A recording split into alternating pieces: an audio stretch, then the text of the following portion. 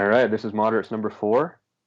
We got our boy Jonathan with us here. Hi, guys. Good friend of mine, and we'll be talking probably about the Oscars, eh? Movies. It's a movie special episode. Movies in general, and a little bit of Logan. Films, A man. little bit of our top 5 movies of all time and stuff like that. And Warren Beatty and Faye Dunaway, because they're retarded. Well, it wasn't. Well, we'll get into it. It wasn't his fault. No, it was Faye Dunaway. Like, he knew what was happening when it was happening. I like how he just gave. Well, okay. Well, hi guys. Yeah, really happy to be here. Hopefully, I can give a little bit of intellectual commentary in this podcast, but probably not. So. Yeah. Well, you guys know a lot more about movies than I do, so. Yeah. Sure. Yeah. So the Oscars, obviously the big mix-up was the ending, but it wasn't. Yeah, it wasn't his fault. The guy was like, they showed some clips at the end, like this week that I saw, where the guy was like tweeting and then he gave the wrong envelope to the guy. Yeah, like the thing is, apparently it comes out that there's 2 envelopes for every nomination. Right. And he gave up the backup best actress, like Emma Stone's envelope, after she had already won, to the best picture announcers. Yeah. And Warren Beatty goes up, this frail old man, probably drunk off his rocks, opens up this envelope and kind of looks around like, oh shit. And then he hands it off to Faye Dunaway, and the stupid bitch sees La La Land and just reads it out, La La Land. And then she gets off the stage. She's like, uh-oh, and gets off the stage, and Warren Beatty's just there. She pieced out. Oh, yeah. She pieced out. And she wanted nothing to do with it, eh? Mm-mm. Would you? Well, she... No. But, like, I didn't see it. But how did she say it? Because what happened was... Like, all, like, La La Land, or was she like La La Land and then left? No, she screamed it. Like, but the thing about it was that everyone thought that he was just trying to be funny. Everyone thought, like, because the drummer was going and he's like, best picture goes to, and then he looked at the page and he's like, and he like looked around and everyone started laughing, but then he like kept doing it. Yeah. And it was just because he like saw Emma Stone and he like didn't know, and so she got mad at him. She's like, "Oh, give me that," and he just like gave it to her. He basically like handed the grenade like over to her just as it was about to explode, and she just screamed "La La Land." And then I knew something was up when like the guy, like the director, like came on and you could see him in the shot, and I was like, "There's no way this guy is supposed to be in the shot for like." Just after someone wins Best Picture. And I don't know, they handled it pretty well, but all in all, what a terrible mix-up. I mean, honestly, probably not the worst mix-up of the night. But really? Well, Suicide Squad won an Oscar. Worse things happened that day. That movie fucking stunk. So you'd say that was worse than it won than for the La La Land thing? What makeup? Well, I mean, probably Harley Quinn, right? Maybe wasn't like the Joker's makeup good or something? No, suck my dick. Oh. Maybe Killer Croc. Yeah, Killer Croc. But no, but it's up against Star Trek Beyond. That's makeup. Yeah, that's prosthetics and everything. Fuck Suicide Squad. What was their justification for it? I don't know. Warner Brothers paid them off. Well, they had 2 other big mix-ups though. They had one where they always do an in memoriam section of the Oscars, where they put all like the dead people that died, the people that died this year from Hollywood, and they put a dead lady's name, but the picture they showed with the name was a girl that was alive. It was the wrong person. Oh shit.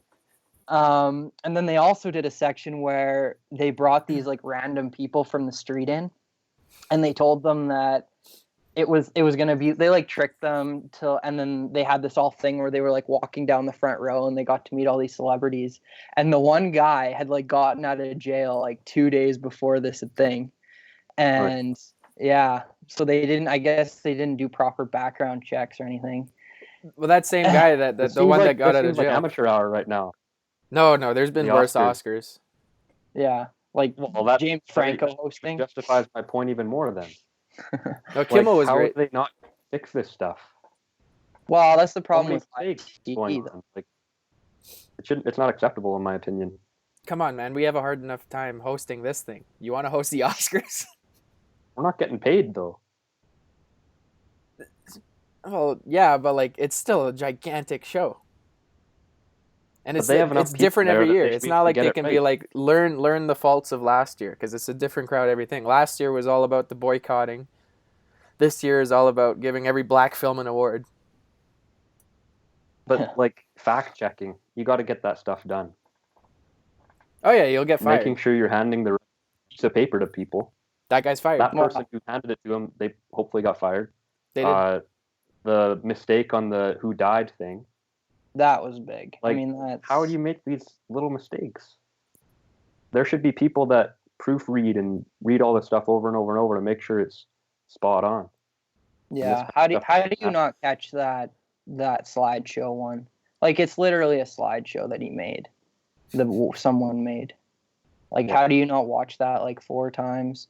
Because Yeah. you're obviously playing it during when she's practicing that song that she's gonna do.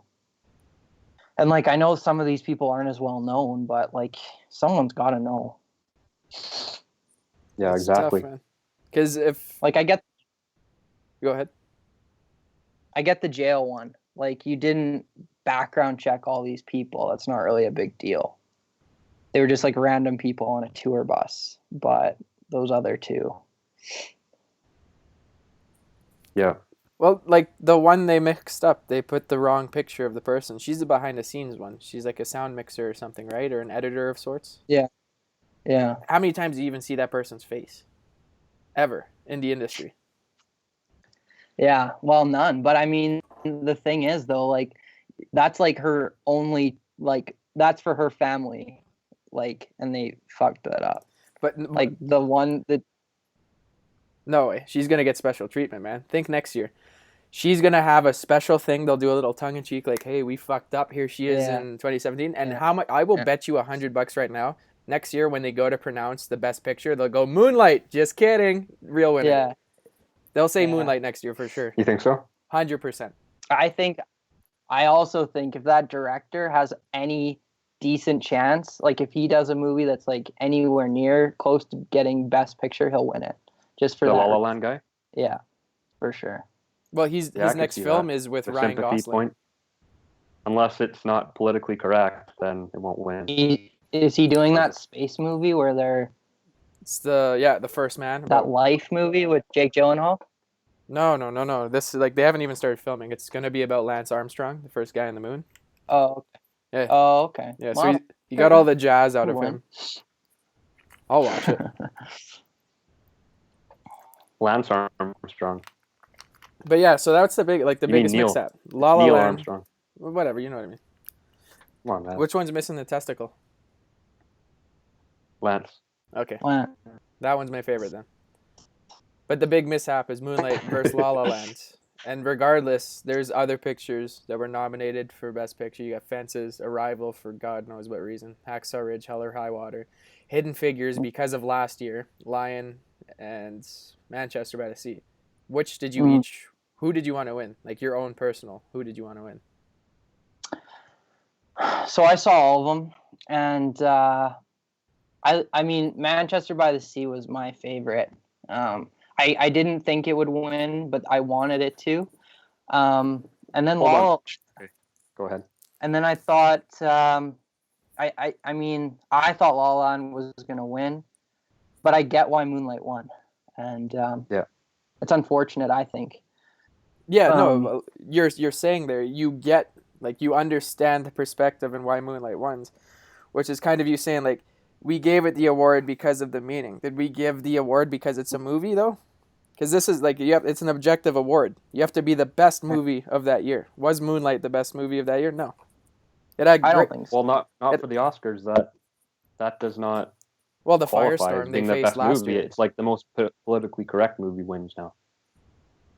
Well, no, it's And that all we've because all of last year. experienced that.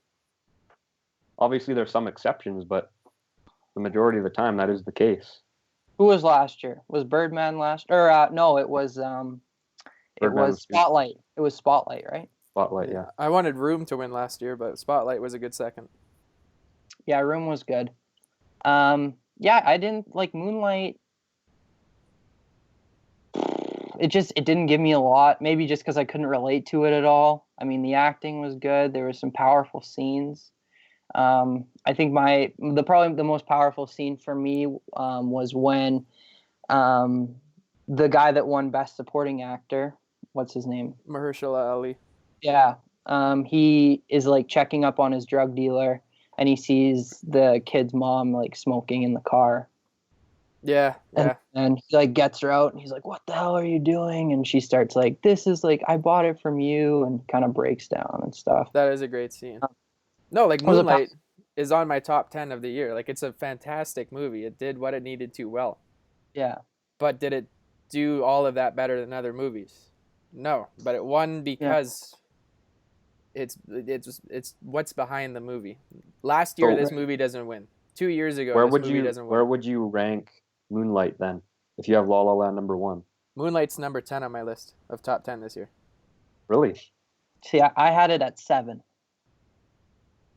I only saw Manchester, I think, in the top 10. Well, let's go through our top 10 list. You want to do it? You want to do it now? Let's go bottom up, and we'll go 10. We each say our 10. Let's go 9 and go around from there. Let's just each go ring up. So my number 10 was Moonlight. I had Bad Moms was my number 10. Okay, I'll defend it. That's fair I didn't enough. order mine, and we figured out before the show that I've only seen 13 movies from 2016. So I'll quickly throw out what probably is my 10th, and I'll go Bad Moms. Yeah. Right. Why do you guys like Bad Moms so much? I thought it was the best. Like, I mean, the acting was subpar and all that stuff, but this is like my like top 10, and I thought it was a fun movie. Mila Kunis was okay in it. It had some really good moments in it, like the party scene, when she's like talking about how to like have sex with an uncircumcised penis, and she's using that girl as like the hoodie. I thought that was a good scene. So there was really good moments in that movie that I thought it did really well. Obviously this isn't going to get nominated or be special, but I just thought of all the movies that I saw this year, like, man, there was a lot of depressing ones, like, so I just thought throw that in there. I liked it. I actually saw it twice, so yeah, it was on my top 10. Did you ever see that movie Sisters with Tina Fey? I did, yeah. Was that this year? We had but like for me, like those two movies blur for me. Like it's like you could swap the names and basically it's almost the same movie for me. But really? Either way, I can see what you're saying. My sister is a mom, and I can empathize with a lot of the stuff that they're kind of going through in the movie based on her bitching and complaining about kids. So, yeah, I've only seen 13 movies, so I kind of had to put it in my top 10. But I liked it. It was a fun movie. The thing with me about Sisters, though, is like I feel like Tina Fey and Amy Poehler play that same character like every time. Yeah, like, no, 100%. Amy Poehler's like this, always like this, like way aloof. too, And I thought like Mila Kunis never has really been the mom before, and I liked her as it. So. Yeah, that's fair. Yeah. She's usually this like hot, rich girl that like can't seem to find a boyfriend for some reason, or has this like douchey boyfriend. Unless she's voicing that. She does again. That one scene in the bar when she's like wanting to extend herself, I guess, and start meeting other guys. Yeah. And then she goes up to random people in the bar saying how she's a mom or something, and they're like all turned off. Yeah. They're Kunis. Yeah. Like that's so dumb. That was But and I also like that I don't remember her name off the top of my head, but the actress that was like kind of like the crazy whore in it, she's good. Yeah. She's so funny. Yeah. Name. I'll have to rewatch that one. She was in what was that one with Jennifer Aniston and They like take an RV and they're trying to deliver weed. Oh yeah. We're the Millers. We're the Millers. Yeah, that was that 2016? No. And it was like 2014, maybe 2015. Yeah, this is a couple of years ago, maybe. She was in that one as well. Yeah, she always does kind of play the same character as well, but. All right. Let's move on to number 9 off our list. Well, just wait, because we Moonlight. Why was that 10 for you? Why wasn't it higher for you? Best picture. Yeah. I like it. It's just a simple reason. I have 9 films I enjoyed more than it. Yeah. Yeah, it deserves to be on the list, but there's the 9 above it. I think I can always come back to these other 9 and watch again. Okay. All right. Okay, number 9 there, Tiny Boy. My number 9 is a Netflix film called Sleeping with Other People. It had Jason Sudeikis in it. Okay.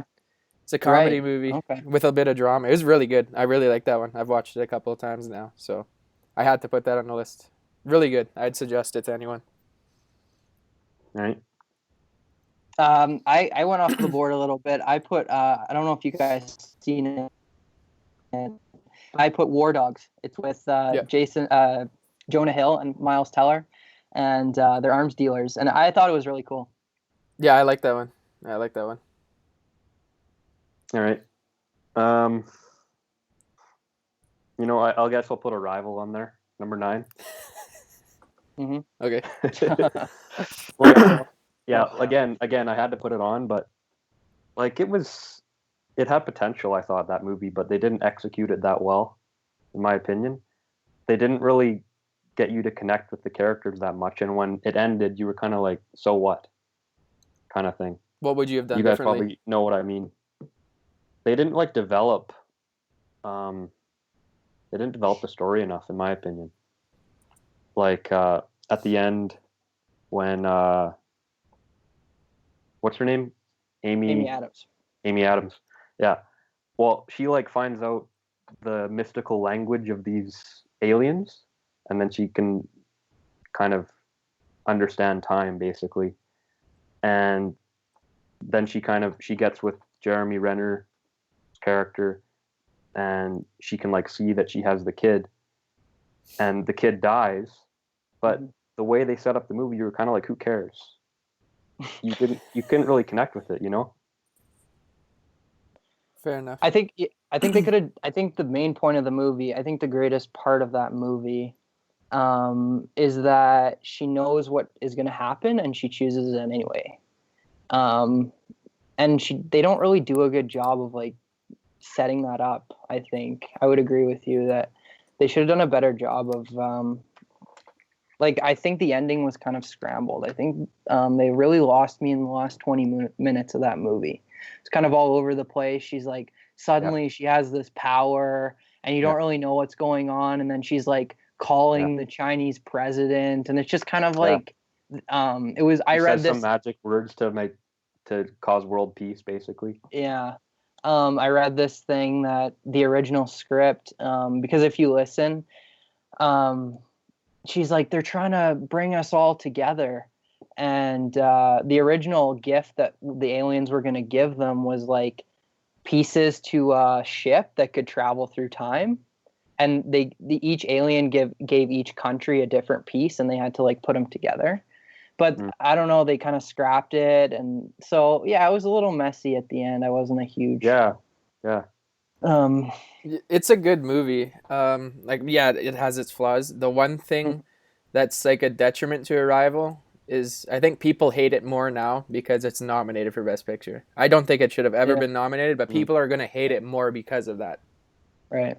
The effects were kind of cool, to be honest. Well, when she gets sent, the part when she gets sent up by herself and she's actually in the aliens cage or whatever, their side of the ship where it's all white, that was really well done.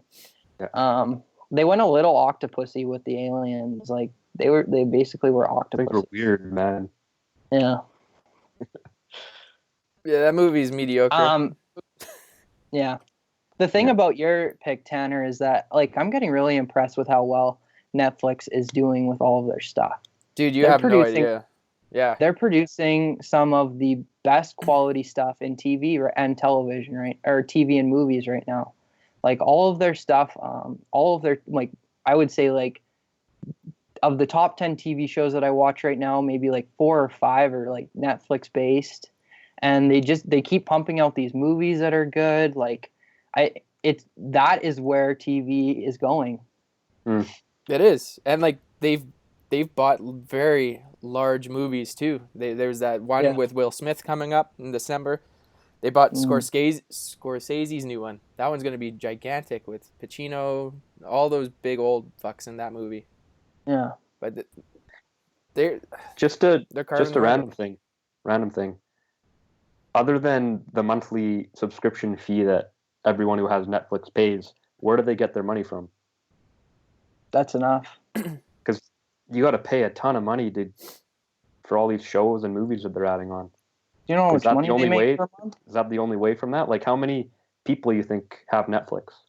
I know isn't there a Netflix Plus in the States or something where you get more movies? I'm not sure about that, but you can get like a super high definition one or something like that. And I think it costs $12 instead of $8 or something like that. I'm pretty sure Netflix, like, this is just an assumption. I'm pretty sure Netflix doesn't, something like their Marvel corner, like, because they have an exclusive deal with Disney to have all, like, at some point every Avengers movie will be on there. All the Defenders TV shows are on there. I'm pretty sure Disney fronts a good bit of the production cost of some of these films. And, like, I mean, some of the TV shows, specifically, like, Daredevil and stuff. I'm pretty sure Netflix maybe covers 80, and then some other people. Like, there's always producers outside that want their name attached to these good things. House of Cards costs pennies, probably. Yeah. Well, ultimately, TV shows and movies want their stuff to get on Netflix now. You're getting such a bigger audience. PVR is a thing, but if I want to watch a TV show, even like some ABC shows, so you're right about Disney because ABC is owned by Disney. There's a couple of ABC shows now that they're on TV on Thursday night, and then that episode is on Netflix on Friday morning. So they're really kind of changing. I've heard even things where like ABC is just going to start dumping all their episodes onto their website at the start of the season, and then you can still watch it week to week if you want. That'd be awesome. I love binging stuff. I hate that weekly waiting for watching something. Is that the Canadian version too, or just the American that they're going to be doing? I'm not sure. I know that for the Canada, I've been watching Scandal, and they're putting their new episodes up on every Friday morning on Canada too. So I don't know how that's going to work exactly, but yeah, I mean, just the fact that a Netflix show is on your top 10, a movie is shown how far it's come. Actually, I've got more than one Netflix movie on here. Oh, really? Yeah. But before we get to that, and before, I think, have we gotten your number 9 pick yet? Number 9, it was War Dogs. War Dogs, right. Okay, but coming back to ABC, or that channel quickly before we go on to number 8, you've heard what they're doing with the Inhumans project, right? Yeah, it's going to be sick, dude. And they're doing a mini-series, so it's only going to be 8 episodes. Filmed entirely in IMAX. It's a movie quality film. It's an Avengers level. Absolutely. They're filming. They just started filming this week. First 2 episodes will air Australia. in theater. Yeah. I know nothing about this. What is it? It's like Black Bolt and Medusa, that family. Oh, okay. And basically it's going to be going on. What they're saying is like Iron Man 2 timeline around there, Iron Man 1, so pretty early. Basically, they live on the other side of the moon in a city that they built. So you won't see any Avengers probably in this first season. They're just going to introduce all the characters and stuff. And then, they can use them for Avengers. I mean, Black Bolt is a pretty powerful-ass guy, so... So they're going to adapt a TV show character to a movie? What you're saying? The Inhumans are Marvel's answer to X-Men since they no longer have the rights to X-Men. Yeah. The Inhumans are insane. And in the TV show Agents of S.H.I.E.L.D., they've sprinkled in Inhumans. Like, they've had an Inhumans season. They never really did the Royal Family or Attilan. Mm-hmm. But they've had a strong presence of Inhumans in the television show. And they had an Inhumans movie on their projected Phase 3 list. But because of its strong presence in the Agents of S.H.I.E.L.D. TV show, they're going to bring it more towards a television series, although they have this huge budget for this IMAX spectacle that's an 8-part movie in short. I think they moved it off, too, because the success of Guardians, and then B, how popular Black Panther was in Civil War. And I think also C, I guess you got Spider-Man in the mix, right? So they got all like these 3 movies that they have to do now. They have to do a Black Panther, and there was just no real room for Inhumans anymore, which is good though. I think you move it onto a TV series, you have more time to do all the characters and stuff like that. And I don't know about their contracts, but I know about all the Netflix characters like Daredevil. If they need them for a movie, they are contractually obligated to appear. Yeah. So I would assume that that's the same for, I would assume that's the same for these guys. And then you can play with those guys if you want, right? That's been the biggest problem though between the TV MCU and the movie MCU. They take place in the same universe, but the quality, there's a vast difference in the tones of these universes, the television versus the movie, even though they exist. But the Inhumans is the perfect bridge between allowing these characters to cross over, because the quality is there, the story is there between these little street heroes and the Avengers, and this is where it could all blow up. I think the quality is there for the Netflix shows. I think where you get away from it is these Agents of S.H.I.E.L.D. and stuff like that. But I honestly, like, that Daredevil season 2 is some of the best TV I've seen in the past year. But the tone is really different, though. That's the problem. You're right. It's more mature. Now you have this Luke Cage character who's like basically like super dark. Probably wouldn't fit in with any of the MCU. Isn't Luke Cage historically more of a lighthearted thing? I would know. But he wasn't a TV show. That was my understanding, at least from the old video games.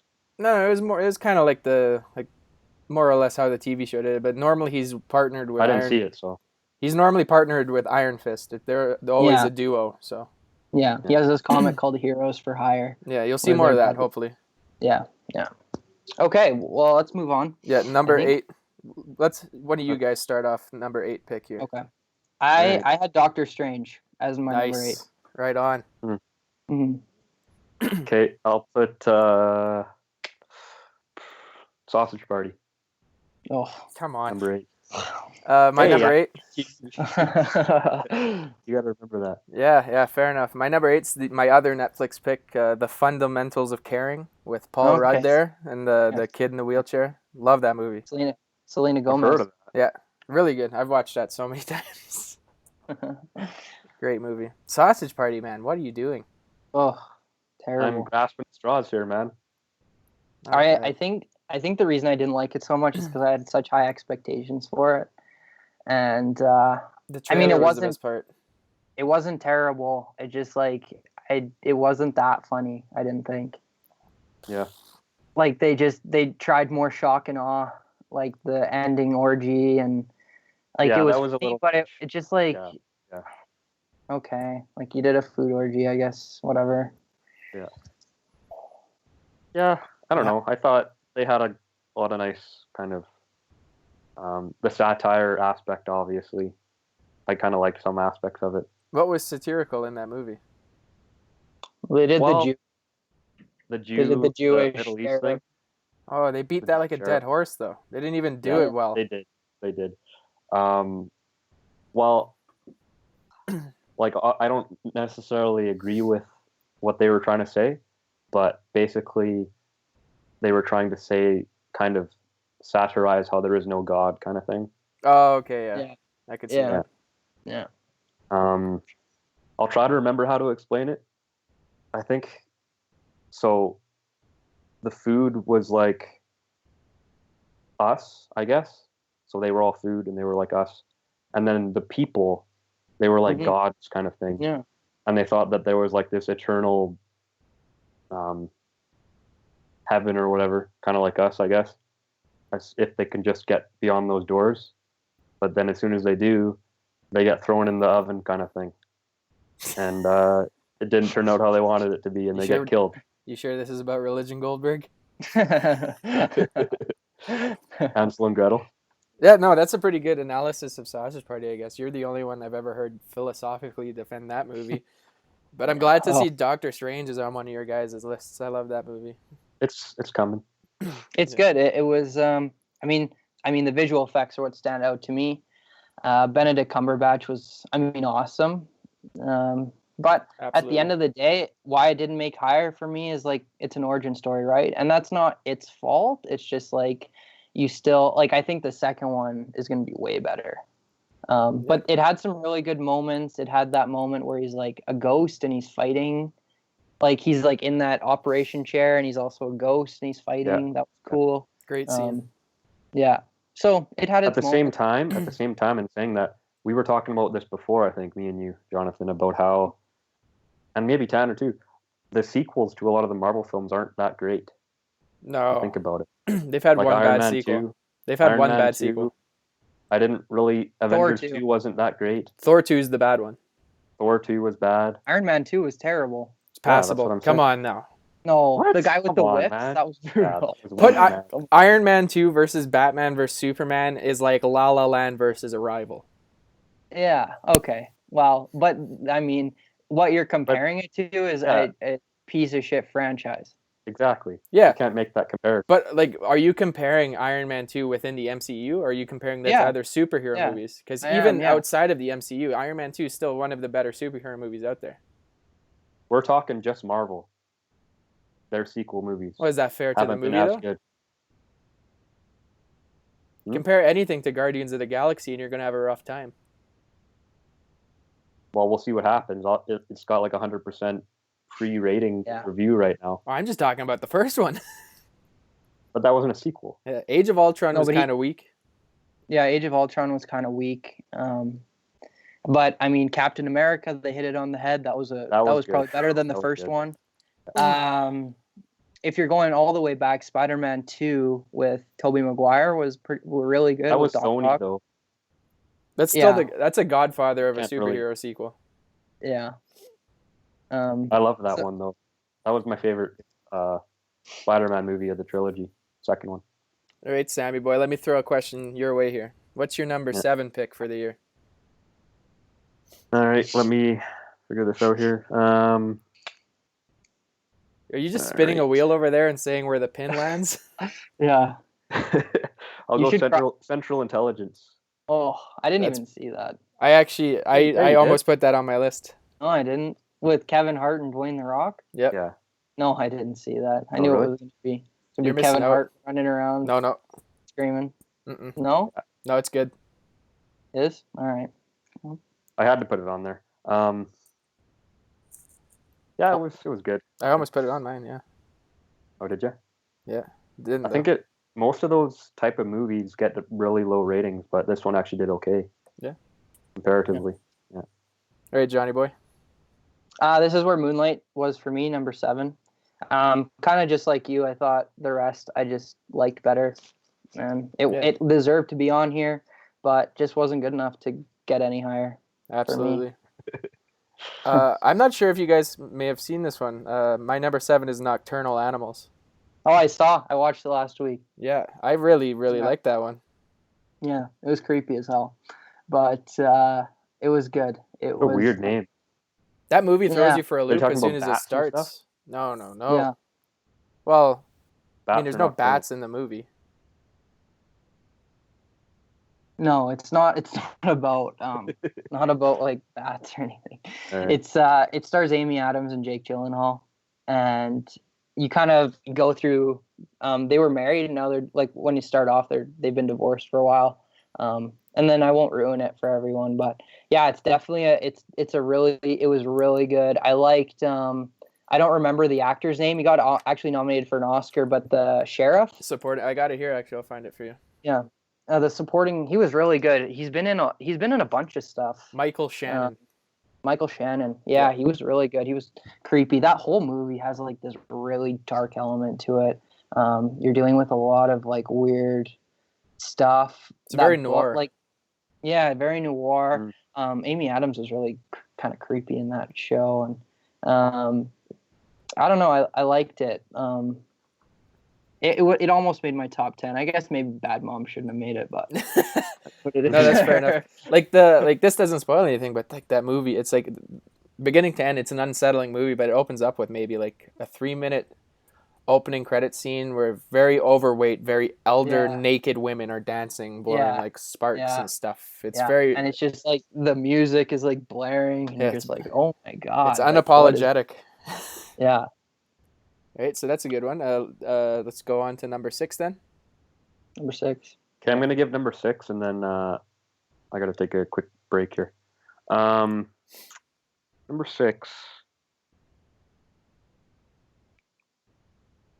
We'll go Star Trek Beyond. Number 6. Okay. Not bad. You can talk about that if you want. Nah, I don't give a fuck about Star Trek. No, I don't care either. My number 6. What was your number? Deepwater Horizon. Okay. Yeah. Okay. Was that who? That was with Marky Mark. Marky Mark, yeah. Yeah, Marky Mark and the Funky Bunch. Yeah. He's getting a lot of, he's just going through a bunch of roles lately. Hey, he just did Patriots Day. Oh yeah, he's hunting an Oscar. Yeah. I don't know. Do you think he has it for one? I don't know. Oh man. yeah, give him the Oscar for Transformers: Age of Extinction. Is he in the new one? He'll be in the new one, unfortunately. Oh god. Him and his daughter and their boyfriend again? No, they probably arrested him for pedophilia, but good thing they had that 2-minute scene explaining it. Yeah, the Romeo and Juliet contract, man. Thank God. All right, what's your number 6? Okay, so my number 6 was a little bit of a cheat. I picked the one that won documentary of the year, the OJ Made in America. Okay. It was done by ESPN, and it was like 7 hours. I've heard of it. I just haven't watched it.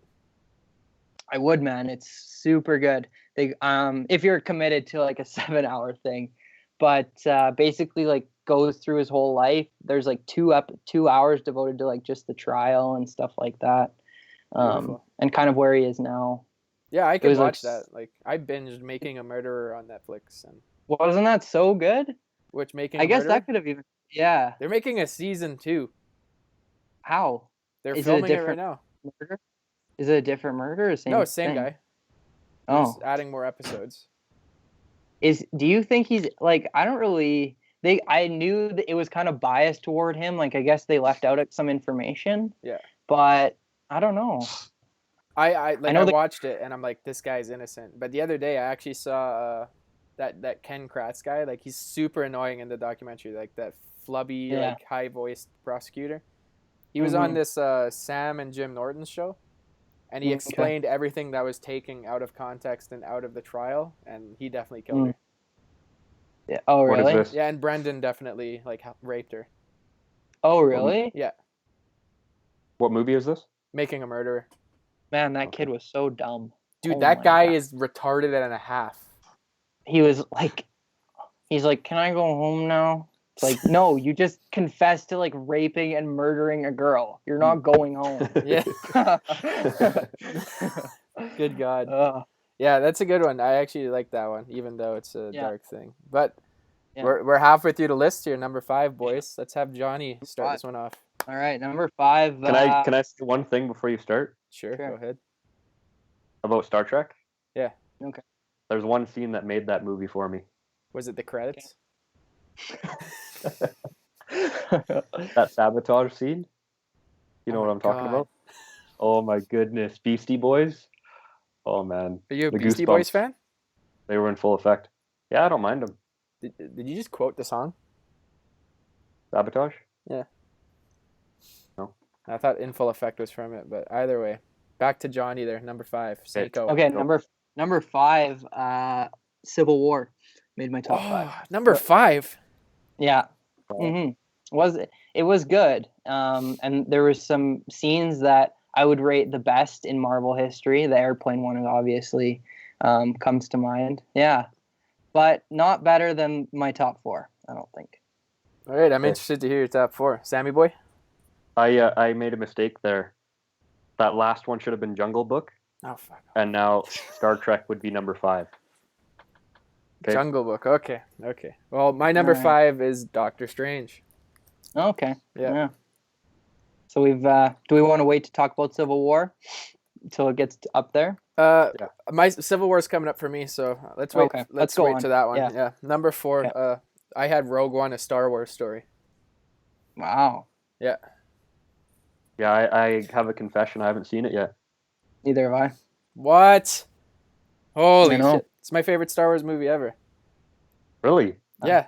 Is that just an emotional thing based on the most recently seen movie? No, well, here's the thing, like, cause like, are you guys familiar with the whole Star Wars thing?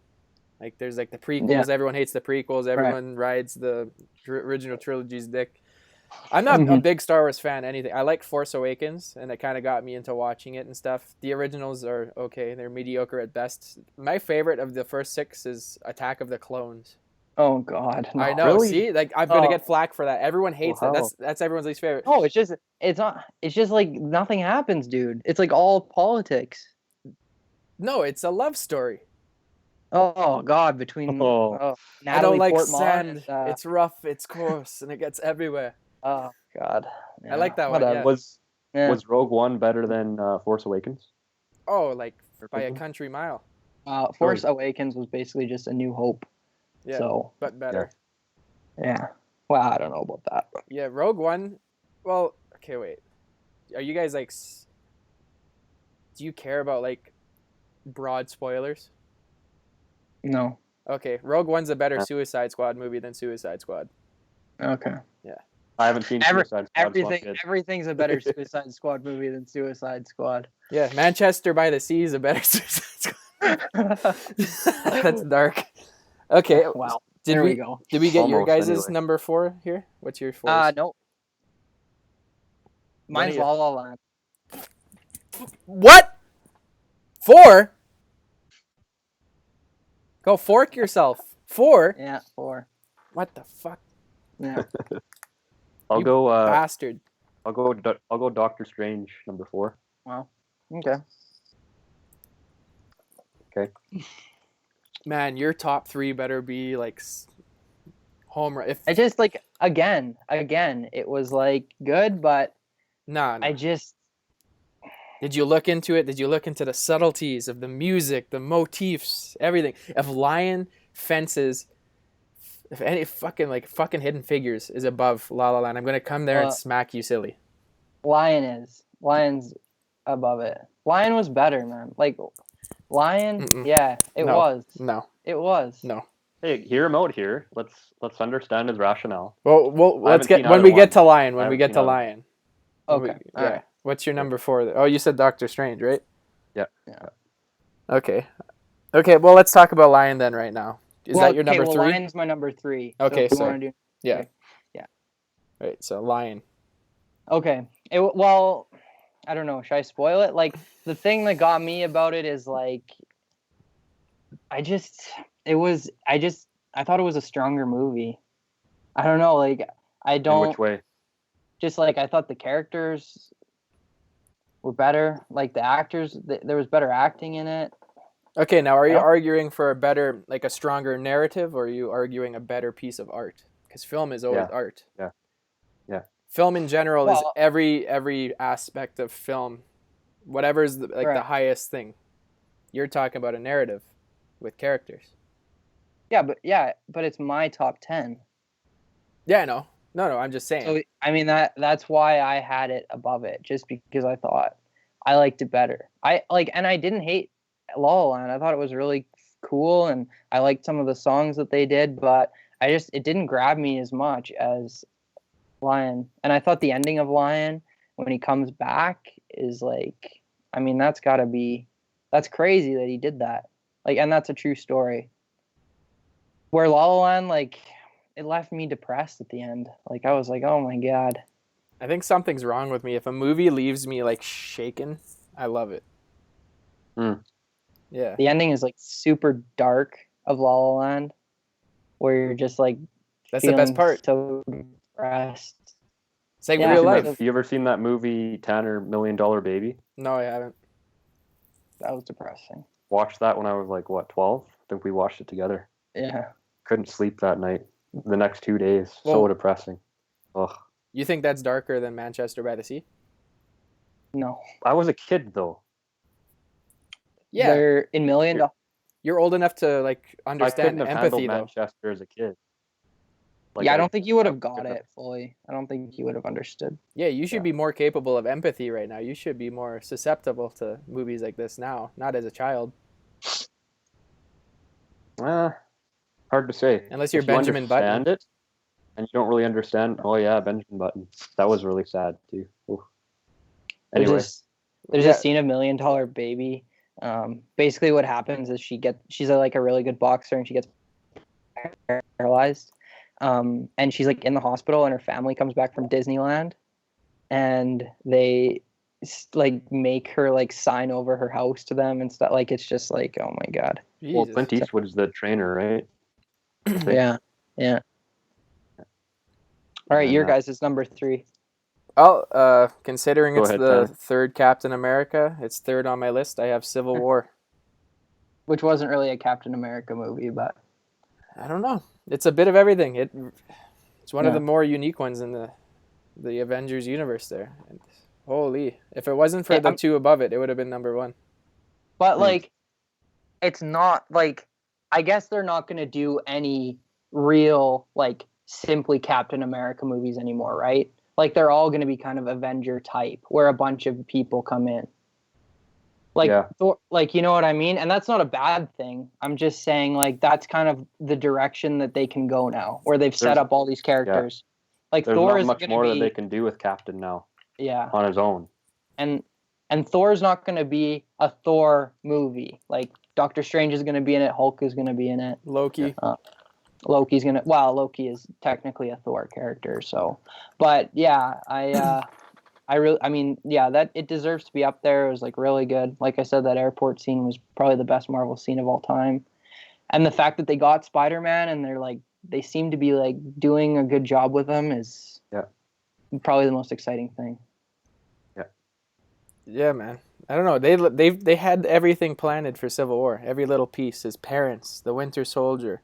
It was mentioned in the Winter Soldier movie. Everything was in place for them to hit this home run, and they hit it perfectly. They broke up the Avengers at the point they needed to be the strongest. Right. So, yeah. Sammy boy, let's spin your needle onto your number 3.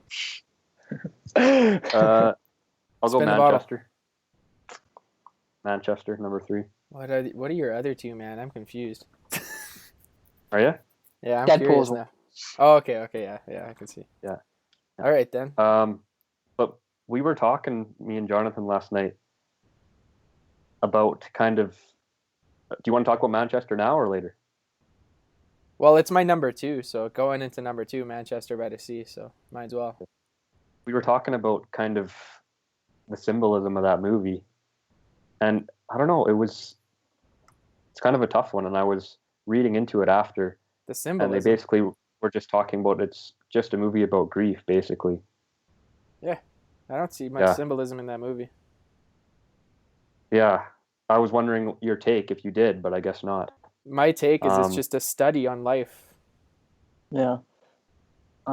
There's not really any kind of moral you can take away from it, kind of thing. Yeah, it's and honesty, the movie. In a way, yeah. And me and Jonathan were talking about it.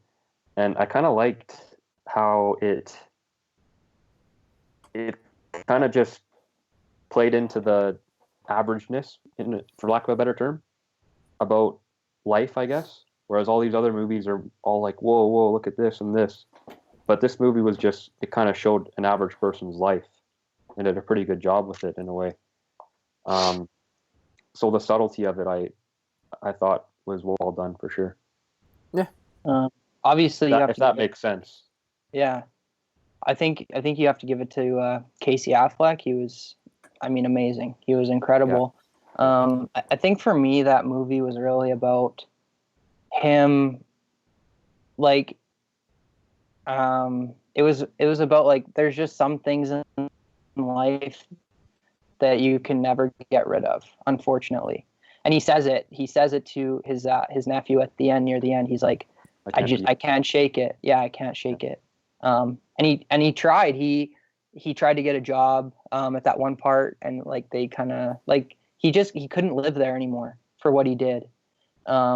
And he, the most powerful scene for me was when he runs into his wife in the street, And she's like, "Can we have lunch? Can we have lunch?" And he's like, no, we can't. I can't think about this. So yeah, what a movie. Wow. Like, it was powerful. if he would, a lot of times there's something to say about kind of just letting yourself cry and be emotional to get over it. Mm-hmm. But the amount of pain that he would be feeling, like to be emotional to get over that, it's too much to bear. Mm-hmm. I would say, like, that's the amount of guilt that he felt is unbelievable to think about. But that movie's funny. There's good. There's some really actually, good moments in that movie. It is. Where he's like, "Do I need to tell you how to use a condom?" yeah, like that. Like, I guess their relationship really builds into like just such organic comedy. But that one scene that like I bought into the movie instantly is right at the beginning where he's in that lady's apartment. And she's like, "So you want me to get in the shower? Is that what you're saying?" He's like, "No, I just want to see if it's gonna leak." Yeah. And she's like, "Get out of my house." He's like, "Yep." He's like, "Can't you fucking hear me?" He's like, "I can, but you're standing in the fucking way." And then the other good part is like where the nephew makes him come in to distract the mom while he tries to bang that girl. He just is not giving her any conversation. The mom's like trying, and he's like, "Yeah." Oh, that's great. Yeah. Or like, cause he has like, there's the two kind of female characters in the movie, and then he's like, "Are you even fucking these girls?" Yeah. Working on it. He's working on it. Yeah, I really like that movie. I didn't mind it. I didn't mind the kid. Well, actually, he's my pick for best supporting actor. Patrick, right? Yeah. But we can come back to that. Your guys' number 2 picks. Mine was Deadpool.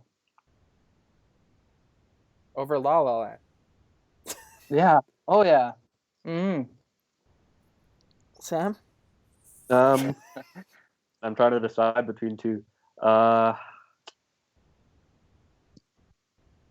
go Civil War. Fuck yeah, baby. Civil War number 2. Well, I'm not going to beat the argument into the ground then for La La Land. La La Land is my number 1 and will always be number 1. Best picture for 8 seconds. Mm-hmm. I already said my number 2. Oh, no, Manchester's is number 2. Manchester, yeah. But obviously La La Land is my number 1. And that movie would have won Best Picture every other year. Yeah. No, it's true. Right, very true. Sam, I think we know yours. Yeah. You want to guess? Deadpool. Is it Bad Moms? Let me check. Sisters. Sisters, yeah. All right, yeah. Johnny, let's see what your number 1 is here. Manchester was my number 1. Absolutely. I have no qualms with that one. I mean, I'm looking at it now, and maybe I did put La La Land a little too low, but I would not put it number 1 over Manchester. I would not. For what reason? I just think you took this. I mean, I think the biggest draw with La La Land was that it was different. It was a musical, and it was fun. You had these big time names in there. Emma Stone was good, and Ryan, what's the fuck his name? Gosling. But Manchester by the Sea, it pulled all this stuff together, and man, I wasn't expecting it to be that good. I agree with you on Manchester. Maybe La La Land. Maybe I just heard too much about it before I watched it. And it was it already got nominated a whole bunch of times when I watched it, and I kind of knew what it was about. And I thought the music was amazing. City of Stars, that is a really good song. And they keep doing it over and over in different keys and stuff like that throughout the film. And it is actually a really powerful movie, but yeah, I don't think it beat Manchester by the Sea.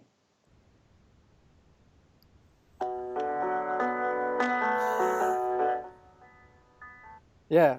No, the thing is with La La Land is the one thing, because I've seen La La Land 12 times. Wow. Okay. All right. Like, I can tell you scenes and what they mean and what the music is doing. Like, I've studied this thing. I have the album. I listen to it like once a week probably. It's the Deadpool of musicals. That's what people don't. The thing, it breaks the fourth wall without you knowing it. Yeah. It doesn't take itself seriously.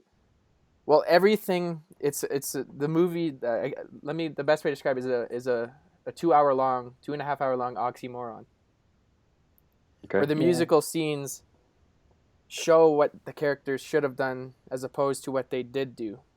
It's the La La Land. That's the headspace that they go into with these musical scenes. And like I was telling you beforehand, the movie opens virtual reality. Well, a different reality. The movie opens up with a musical scene right off the bat. You're already jarred. It's a song, Another Day in the Sun. They're all happy and stuff. As soon as the musical scene ends in sunny California, you're met with winter.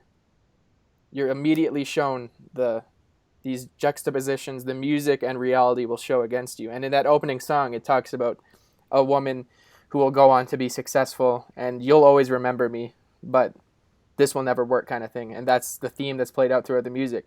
The music is letting the audience know every time, this isn't going to work.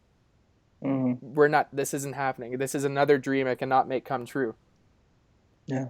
Does it kind of, I haven't seen it, but does it kind of talk about how everyone thinks there's like this internal happiness to reach, but it's not actually there? Does it kind of play on that at all? Everybody kind of thinks in life they're going to get to this point where things just are all good, this utopia that we talked before, but it doesn't exist. Does it talk about that? It talks about the repercussions of individuality and selfishness. Yeah. Yeah, and I think with what you were talking about, Tanner, it really comes to a head at the end, where it shows like the ultimate dream, and then it brings you back to what actually happened, and then you kind of see the two characters go away from each other, and it's it was really beautiful, but yeah, 12 times though, that is impressive. Yeah, unreal. The characters they never fell out of love. The love for them was there, like. They gave up their love for their idealistic attachment to bigger things, a jazz club, an actress role. But the biggest thing, the one part that took me a while to realize is in this epilogue where they show an ending that could have been between Mia and Sebastian. You end where the camera pulls away and it shows... If you can help it, don't spoil, but I understand if you have to. It's not much of a spoil, but the camera pulls away near the end of this epilogue, and it shows the timeline. It went through the timeline as if they had stayed together. And me and Sebastian are sitting there, and they're very cozied up there with each other. It's a loving, like, the chemistry is there. It's like visual. They're visually telling you the love is there. And as the camera pans back to the cameraman, you realize that we're back in reality. Ryan Gosling was playing the pianist, and it cuts back to the same shot of Mia and her actual husband. And there's a gap between them, like they're like stagnant two different beings. Like it's like juxtaposing again the reality and the dream love of this Lala, like you're in. Right. What was your favorite scene of the film? I know mine. The 80s party. When she requests Iran, and then they have the little thing. He's like. I'm a serious musician, and he doesn't tell me what to do. Oh, he just told you what to do. Yeah. My favorite is he goes to her house, and she comes out, and she says something to the effect of like, "What if I'm just that person that like thinks that they're gonna do something, and they try, and they just never become that person because they're not good enough." And he goes like, "That's bullshit. Like, you're everything that you think you are, and don't ever sell yourself short again." And then the movie kind of that's kind of like the climax, I would say, a little bit. Kind of like trends down after that. And then I mean, what a show, what a movie. That scene you're talking about, there's that like the irony aspects again show in that scene, because it ends with because she doesn't live, she went back to her house in Nevada or something. Yeah. And she asks, "How did you find me?" And he says, "The house in front of the library." And that's has to do with this play she self-wrote and self-did, like it's a solo play that he couldn't make it to because of his music career. And that was the catalyst for their breakup, is that he didn't go to this premiere of her play. But he's the only one who knows the play inside and out, and that's the ironic part. Is that he can quote it and finds her in a different city because of this play, and she can't see through that. Yeah.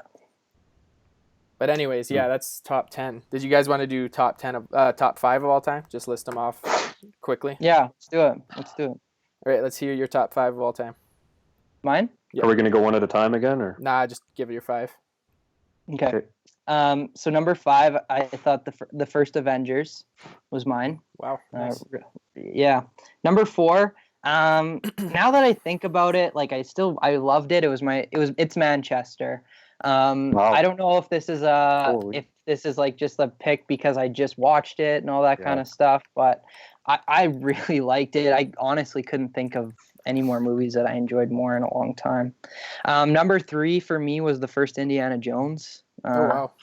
Just love that movie. Some iconic moments. Number 2, man, I got a lot of superhero shit in here. Okay, I got The Dark Knight, the Joker one, as number 2. Fair enough. And number 1, I might have seen this movie about 20 times. Superbad is my favorite movie of all time. Yeah. I'm not even mad. I just never saw that coming. Wow. Yeah, like there are so many moments in that. The ending, they ruin the ending. The ending is so bad. Usually when I watch it, I don't even watch the last 20 minutes because I'm like, this is garbage. Like what do you not like about it? In the mall? No, like even before the mall. When they're saying they love each other and stuff? Yeah, like when they're saying they love each other and stuff. I'm just like oh, I think they could have done it. He was hoping Jonah Hill got drunk, put some logs in the fire pit, went down to the store, and came back to find everyone burnt to death. Oh god. That's how he wanted the movie to end, because that's super bad. Yeah, exactly. No, but like just like McLovin was so funny. Yeah. Guy's an animal. He's iconic. The scene, my favorite scene, maybe one of my favorite scenes of all time, is when at the very start they're in that convenience store and they're just talking. Also when he runs out onto the soccer field and kicks the ball, and he's like, oh yeah, and he's like, man, he's like, Jules wants my dick. She wants it now, in and around her mouth. I need to rewatch that movie. It's been too long. Yeah. Well, my top 5 all time. Number 5, Django Unchained. Oh, yeah. Yeah. Number 4, Captain America: Civil War. Number 3, Guardians of the Galaxy. Wow. Number 2, Gone Girl. And okay. Yeah, and number 1, La La Land, of course. Wow. Yeah. Masterpiece. Yeah. Masterpiece of our time. Yeah, man. Yeah, Gone Girl was cool, man. I really love that movie. Yeah. It was a kind of a depressing movie too, for sure. Oh, it's out there. I've only seen it once. I wouldn't mind watching it again. Yeah, I own that one. Yeah, that one's an owner. Yeah. Couple quick things. Have you seen a movie 12 times before, other than La La Land? Have you seen a movie 12 times like before? Me? Yeah. Oh yeah, I've probably seen Gone Girl at least 12 times at this point. I've seen The Avengers probably 12 times. How do you not get sick of The Avengers after the 7th time? But that's the thing. I haven't watched The Avengers in maybe a couple of years now. But movies like Gone Girl, La La Land, Manchester by the Sea, you find something every time you watch that. Especially La La Land, where it's like a piece of art. That means that the volume that you saw Avengers before was insane. Because when did the first Avengers come out? 2012. So you saw it about 12 or so times in probably more than that. I saw Avengers 5 times in theaters. 5. Oh, 5 times. So yeah. So like I've probably seen that thing. I'll go a little bit, like I'll give a big number, maybe 30 or so times, maybe more. And it didn't crack your top 5, eh? No way, man. Civil War is better. Guardians is better. Sorry, which one did you see 30 or so times? Probably a lot of movies. I thought you just had Avengers number 2. No, I'm just saying, like that's the one we talked about. I've seen like movies that I watch over and over again. Yeah. Like Django. I'll watch Civil War over and over. La La Land, I'll watch tons of times. I'm waiting for it to come out in HD because I have that DVD screener bullshit. Yeah. Oh, man. Okay, I'll give my top 5 here. Yeah. Okay. But in prefacing this could easily be subject to change because you can't remember all the movies you've seen. No, of all time. No, for sure. For sure. So there's no way that this is like the ultimate top 5. But from what I heard or what I can gather right now, I got Guardians, number 5. We'll go Fight Club, number 4. Okay. We'll go Dark Knight, number 3. Gran Torino, number 2. And Rocky series, number 1. That's not fair. You can't pick a whole series. Pick one Rocky movie. That's like 7 movies. Rocky. Come on. All right. Well, we'll go number 4 then. Okay. The Russian. What? All right. Yeah. Okay. You haven't even seen Rocky, Tanner. So I've seen Creed. Creed's fucking good. It was good. I think they're making a trilogy out of that. I'm pretty sure. Of course they will. Of course they are. It's interesting that everyone superheroes are so present in every list we've done so far. I do like Michael B. Jordan. They're taking over society, and they're not actually a part of it. The irony. Well, there's always those like the people that detractors are like, there's going to be superhero fatigue, but then you have something like Deadpool that drops and opens up a whole other like. Yeah, which spawned Logan, really. Yeah, that's exactly where I'm going. Like superhero movies aren't superhero movies anymore. They're movies with superheroes in them. Yeah. If Deadpool would have flopped, you would have not seen a Logan. Like Logan would have came out, but it wouldn't have been anywhere near what it was. It wouldn't have been It wouldn't have had any of the gore and blood that they did, and it would have ruined the movie again. They would have dropped another garbage movie. Another Wolverine I think that, Origins. if you think about it, that was another Wolverine Origins. That was the issue with the first 2 Wolverines. Like you kind of need that barbarianism of Wolverine to really get the point across. And but was it really just him though? I didn't mind the first one. They did Deadpool as like a mute with like tattoos all over his body. Like, yeah, his name's Merc with a mouth, and they sewed it shut. Just the Merc. No, but like Logan in itself, I don't think like the barbarianism you're talking about. Yeah, it's like you want like an unfiltered character, like a real person. But not just him. Like you have Professor X going around with his diseases, being like, "Fuck you, Logan. I hate you. Wish I was stuck with Cyclops." Well, he killed. I mean, the origin of that movie that they didn't show. Well, they kind of alluded to it, but it's pretty dark. Like, Professor X, he killed all the X-Men. Yeah, like whoopsies, had a seizure. Yeah. Well, remember when? Oh, okay. With when he said like, I remember what happened at Westminster. Yeah. He like literally killed every X-Men except for Wolverine. That's what he was talking to. I want to see that flashback. Yeah. Because like I watched this thing on YouTube about it, and he's like, yeah, like they all died, and so that's why they had to hide him and give him those pills and stuff. He killed Jean Grey. I guess. Well, it depends what timeline you're talking about, because Logan's killed her too. Yeah. Yeah.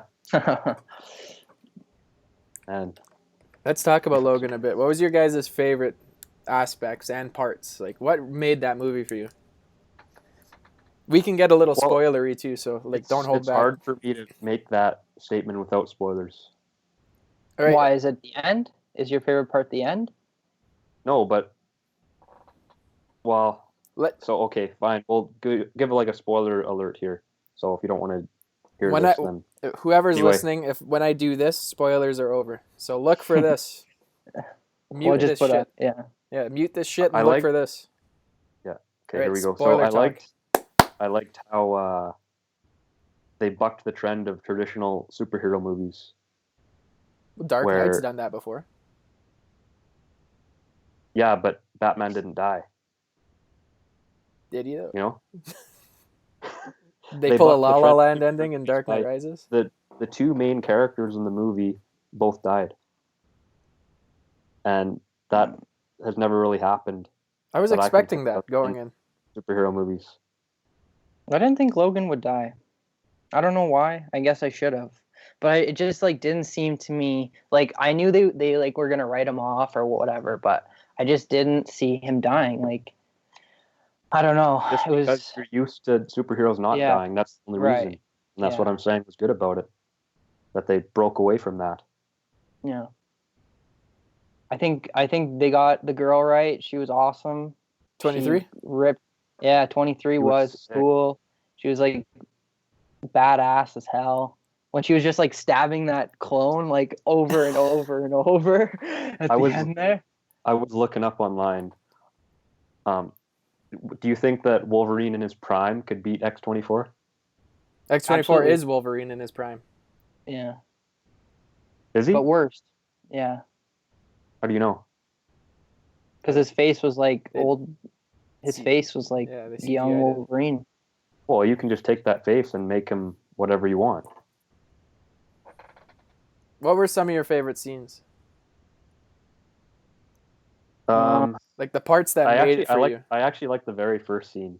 Yeah, that was where cool. It's like he gets out of his truck and he's all drunk, and those guys are like jacking up his car or whatever, and they start beating on him, kicking him on the ground, and he just annihilates them one by one.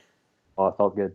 I think that, I mean, the only thing I didn't like about the movie, and it's not even like a bad thing about the movie, it's just like you didn't get to see like vintage Wolverine, right? Like he was pretty hobbled the whole time. Obviously when he like injected himself with that whole medicine, he went crazy.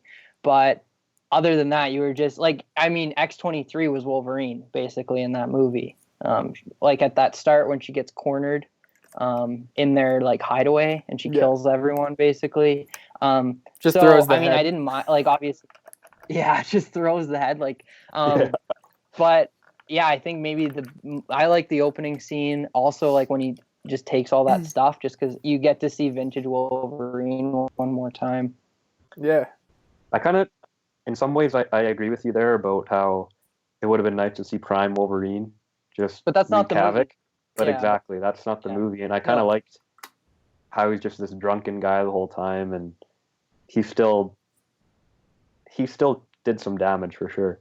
But I thought this was his best acting performance out of the three. Well, as Wolverine. As Wolverine. Yeah. Out of the first three there. I mean, just because they let him act, like they let him do what he wanted.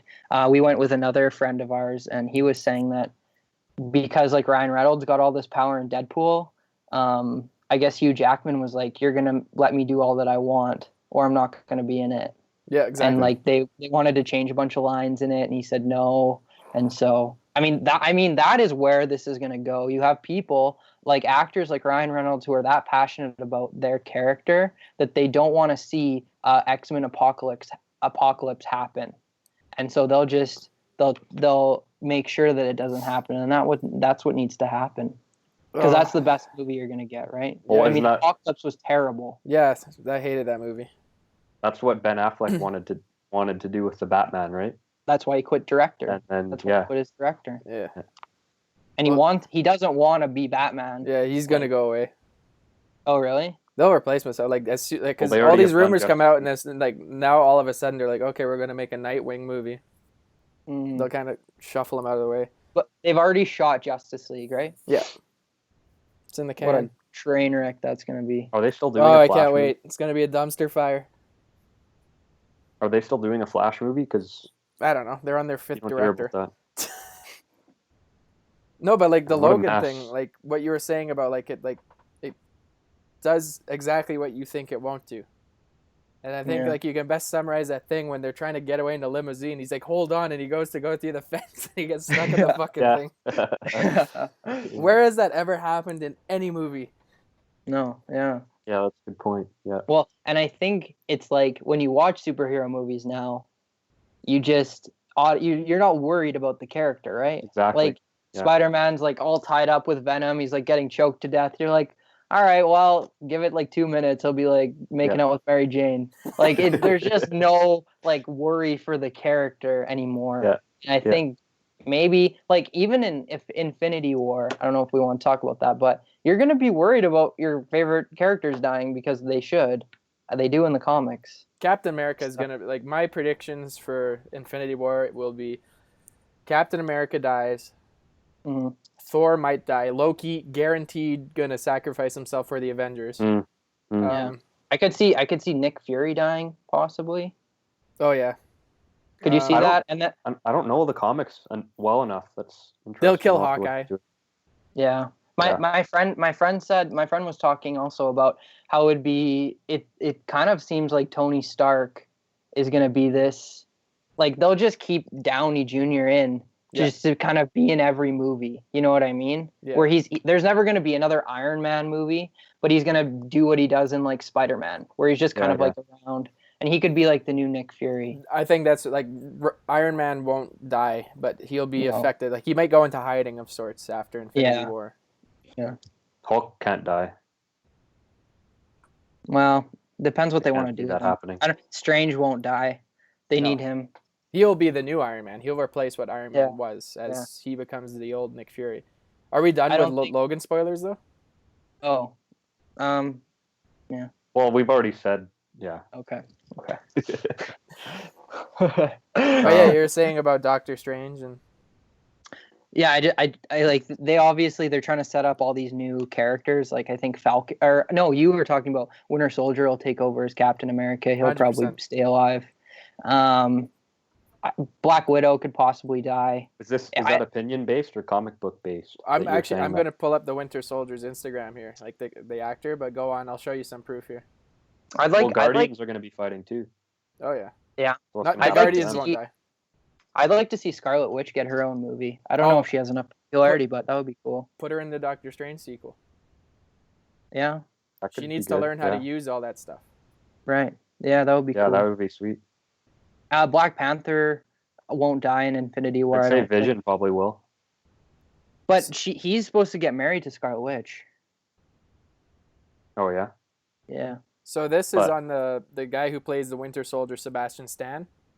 He posted this in November from like a props department, and he tagged the directors of Infinity War and stuff in. This is on his Instagram. Oh, okay. Mm-hmm. So he's Captain America. That's a cool logo there. That's a cool shield. Yeah. But yeah. That's weird. Once all of these movies wrap up and there'll be no more left. No. They'll just the ones that we're used to. They have Phase 4 coming up. But the characters, though, they're not going to be the same, and it's just going to be weird. Yeah, it will be. It'll be weird not having, like, Iron Man and stuff. Well, I guess maybe Iron Man, but... Like, the 2-part Avenger movie, whatever the fourth one will be titled, will be the Manchester Sea of the MCU. And then people will just be reeling after all the shit that happens. But there's a rumor Fantastic Four will be in it. So. Take 10 years off. Iron Man's going to leave the fireplace on at the Avengers headquarters. Stumble back drunk. Like, no, they have so many, like the mainstream Avengers that we grew up with. Well, this is kind of like their swan song, just like Logan. Yeah. But then you're going to have Spider-Man, Doctor Strange taking over, Black Panther's taking over, Ant-Man's taking over, Fantastic Four possibly. You got the Inhumans, all the Defenders. Yeah. We'll see. We'll see. I mean, their TV show could be really popular. Absolutely. When did, in the span of history with comic books, when did the Infinity War take place? Like, when was it written? 90s. The 90s? Yeah. Okay. I used to have all my books here with me, but I brought them back to Calgary. Shit. Could have pulled up some sources here. Are the Fantastic Four involved? Not that I care about in the movies or in Infinity War. I can't remember. I'm assuming they were part of it because it's all the same universe. But there's a theory they may be a part. They're talking about it. Yeah, they may be a part of the upcoming Avengers as a kind of like surprise, we got them. But Phase 4, they'll be back for Phase 4, guaranteed. Why? Yeah, like if you're Fox, why don't you do that, right? Like why don't you do that? You've had so little success with these guys. If you pump out another one, like it's not gonna do well because no one's gonna see it. And then just give it to the success of Marvel and let them do it. And then if you want to, who did it? Who did the most recent one? Fox. Same guys as Logan. Garbage. Did you see it? 20th Century. No. Yeah, it's hot. Oh, I didn't bother. It was human garbage. Like for the it made same reason no I didn't sense. bother seeing Green Lantern. Like Green Lantern's better than that. Yeah, it is. Green Lantern is better. Is Bad it better Moms is than better. the second, The Rise of the Silver Surfer? Yeah, that one's still better than the new one. Yeah. Really? No, but here's the thing. Like, there's a strong theory that Marvel has the rights. They've had the rights for Fantastic Four since that movie came out. Because when that movie came out, around that time, James Gunn was writing Guardians of the Galaxy Volume 2. And for whatever reason, Fox had the rights to Ego the Living Planet. Okay. So they made a trade for Ego the Living Planet, and they gave the Fox, like, toy merchandising TV. Like, they have a X-Men TV series right now, like that Legion show. I haven't seen it. Probably garbage. I don't give a shit to see it. But because of that trade, they're allowed to do a whole lot more with the X-Men. And the theory, like, that's such a lopsided trade for Ego the Living Planet. No one knows who the hell that is. Yeah. But the theory was, in that trade, was also the Fantastic Four, that they're just withholding information from everybody for until they want to, like, maybe a Comic-Con or a big thing, like, surprise, motherfuckers. Right.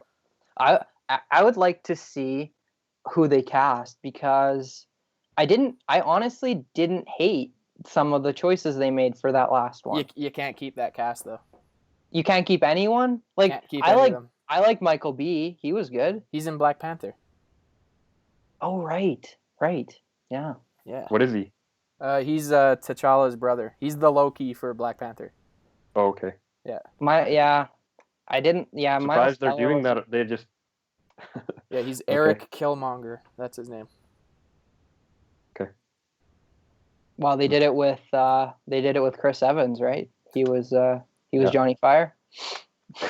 Yeah, I didn't mind him as Johnny Fire back in the day. Yeah, he was okay. Yeah, the first Fantastic Four wasn't horrible.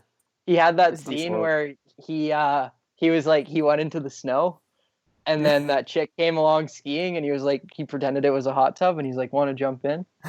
Oh yeah, I vaguely remember that. The theory to become a successful Marvel actor is to bomb as the Human Torch in a different franchise.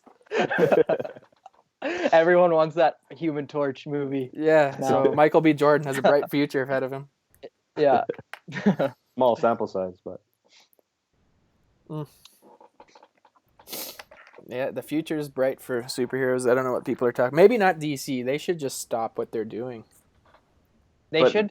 If you think about it, they have nowhere to go but up. What? No, they don't. This Justice League movie is going to hit an all-time low. I'm predicting now. It's going to be that bad. Apparently Wonder Woman is good. No, I've heard the opposite now, because they've been they rushed it. No, they had a test screening like 2 weeks ago. Oh, really? People said it's similar to Captain America: The First Avenger. That's not a home run by any means, but compared to fucking Suicide Squad, that's... Maybe they're just saying that to amp up viewers. No, this is like the same thing when they did the Volume 2 100% thing for Guardians. Okay. DC has just got to accept defeat, that they're way behind Marvel, and they tried to rush way too much stuff, and they need to just start on the basics. They need to make a really good Iron Man movie, like Iron Man 1. They need to start from there, whatever they want to start with. It shouldn't be Superman, and it shouldn't be Batman. It should be someone else. And if maybe this Wonder Woman is the start, but what you've already like tried to combine all these characters, and you didn't set the base for anything. It's like if Marvel tried to do an Avengers movie at the start, like it didn't work. Like we had three Iron Man movies where they introduced Black Widow in one of them. We had a Captain America movie. Yeah. I believe we had a Thor movie, correct? Thor and Incredible Hulk. Yeah. That was Edward Norton though. Yeah. That's part of it. Is it considered part of this? Is that considered part of that Edward Norton one? And they just recasted him like they did. There was no continuity though between which I didn't hate. I actually didn't hate that movie. It was okay. No, there is continuity in the Avengers movie when the agent. Oh right. He brings them all these files of Yeah. Thor, Captain America, and the Hulk, and it's footage from the Incredible Hulk. You can also see footage of the Incredible Hulk in Iron Man 2 at the end. Well, it's easy to put that in. So no, it's not fake. Yeah, they got a lot of work to do. They got, I mean, and I don't. It's going to take them years to catch. I don't think they're ever going to. I don't think they care because they're announcing new movies every week. Like, oh, now we're doing Nightwing, Gotham Siren, Suicide Squad 2 with Mel Gibson. They gotta hit a home. They gotta get a Guardians of the Galaxy. Like they just gotta hit a home run. They tried and it won Oscars for best makeup. More Oscars than Hidden Figures. Where would you rank the the Christian Bale Batman trilogy in the spectrum of superhero movies? Not very high. The Dark Knight's the only good one. Dark Knight Rises is hot trash. It's all right. I'd give it a 8. Well, no. It was it's not anywhere close to like Civil War. Maybe the second one, but if you're looking at it as a threesome, if you take, I'd say, what was my ranking? I think I had Captain America. I think that was my highest superhero movie. Yeah. Well, if you take just the Dark Knight, it's top 5 superhero movies of all time. I think top 3. I'd say top 3. Dark Knight is just one of the best movies made in general. Yeah. So, but yeah, but if you say the trilogy, you're putting it in with the first one, which was okay. Okay, wait, I have to play you guys this thing. There's no superhero trilogy though. If you put them all together, that's as good. I don't know if you can say. It's Captain America. Tightest trilogy. Not in my opinion, but it got better. Why not? Why don't you like Captain America? Because I do, but I liked the tone of Batman. They really captured all that Batman's supposed to be in it properly, in my opinion. That's not the right Batman. And are you talking about the darkness of it? Ben Affleck was a better Batman. The Dark Knight was just a good movie. No, okay, what? Stop. No. Stop. Ben Affleck was a good better Batman. Stop. He's a better Batman. Yeah, he is. No. Yeah. No, he's not. Okay, wait, before we get in this argument, I just want to share. This guy, it's a 17-second clip. This guy perfectly summarizes my opinions on Suicide Squad. Yo, Are you fucking kidding me with this horse shit? This fucking movie won an Oscar. Doesn't even deserve it. The makeup fucking stunk. God damn it. Now they can put on all the fucking posters and the DVD. So with the Oscar-winning Suicide Squad, go fuck yourself. Fuck this. That was my exact reaction. You listen to that every day? Yeah, before I go to sleep. It's his alarm. Your alarm clock. No, it puts me to sleep. It doesn't wake me up. It soothes me. But yeah, no, Ben Affleck was a better Batman than Christian Bale. Justify yourself. No, he's not. Tell me why. Because Batman is like he's a character in turmoil constantly, and he's a detective. Christian Bale was more playboy than anything. A real Batman, Bruce Wayne shouldn't exist. Bruce Wayne is the sociopath known as Batman pretends to be. Christian Bale just played it as like a generic superhero, like, oh, I'm Batman at night. Ben Affleck just happened to be in a garbage movie. The Ultimate Edition of Batman vs Superman though is miles better. It's watchable. Yeah, I've heard they explain way more stuff. Well, it's 30 minutes. Like, it's an entirely different movie. I can watch the Ultimate Edition and be like, yeah, that's a good movie. Yeah. I don't know what it is. Nothing what special. You're talking about. They just added. They put some more scenes in it. Stuff. I hated how they did Doomsday in that one. Why? They shouldn't have ruined it in the trailer. Like that was your big thing. Like that you could have like said like, oh, we surprised everyone. But no, you had to show them to get people to actually come out. Yeah. And that's not even the main Doomsday origin story either. The way they did it. Yeah. Like coming from General Zod and stuff. I forget who it actually was. That's not Doomsday, but I like that. They like Marvel changes things too, but I liked how they changed it. It fit the continuity of the universe they were already in. But that could have been a build-up kind of Thanos type thing. No, that's Doomsday. Darkseid. They don't have time to do any build. Yeah, it is Darkseid. True. They don't have any time. They gotta rush everything. You see that piece of garbage 20 minutes they did where Batman was like on his computer watching clips of all the other Justice League guys. That was Wonder Woman. Oh really? Yeah, I agree. It's so forced. Ugh, it was so disgusting. Terrible. And no, and not even that. You could see in the Aquaman clip, Jason Momoa is holding his breath. As Aquaman, he's like, is he getting his own movie? Yeah, James Wan is directing it. Is it just after Justice League? It'll be within a year or two. 2018, I believe. Okay. Right up against Deadpool too. Oh God, what do you think of that Deadpool thing at the beginning of Logan? Man, that was so funny. That was so funny. And they actually cut a part out. Yeah, if you watch it on YouTube. The longer one out there now. He runs out and Stanley's like, "That's a nice suit." He's like, "Shut up, Stanley," and then he keeps running. Yeah, I don't know why they took that out. That was perfect. And it's good they did it before the movie because that would have really ruined the ending of Logan. Not that I'll spoil it because we're done with that, but it was really good. Quick, skip a minute. I'm gonna go into the quickest spoilers for the end of Logan. That's like the Batman vs Superman thing. It's like if Logan cut their trailers, where the last shot of every trailer is where she picks up the cross and turns it to an X, and it goes. Yeah. Okay. Yeah. It's so dumb. Just terrible.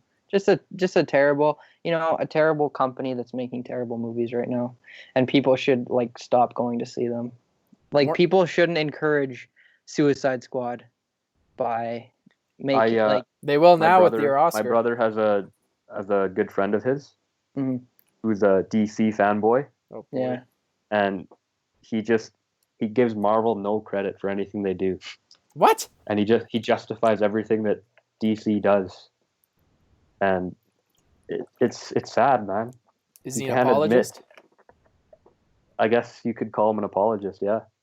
But I don't know. He finds ways to justify every single thing. Do you have examples of his arguments? It's kind of like our dads with Donald Trump. Oh, without getting into all that. Don't get me started. What's some of his arguments here for these movies? I don't really know, to be honest. I'm kind of living vicariously through my brother's words about it, and that's just what he tells me. I haven't asked for the reasons why. Get him on the pod. Yeah, what an asshat. Yeah, we should. I will decimate this guy with facts. Get him on the pod. I think he's kind of running out of steam because it's just getting too hard to justify. Well, yeah, it's like he's going around being like, the earth is flat, the earth is flat, the earth is flat.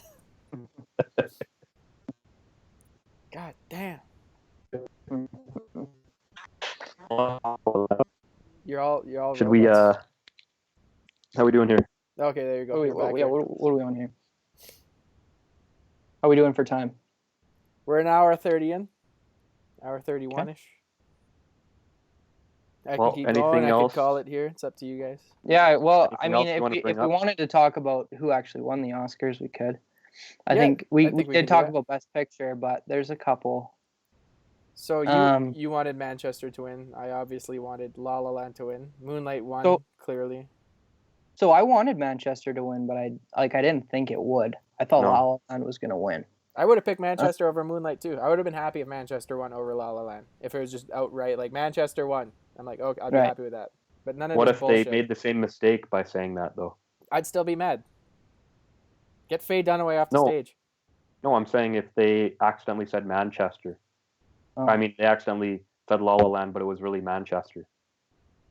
Would you? I'd be less mad. Reacted then? Because Manchester does deserve it. I don't think that's the biggest deal. Is that like what name they said wrong?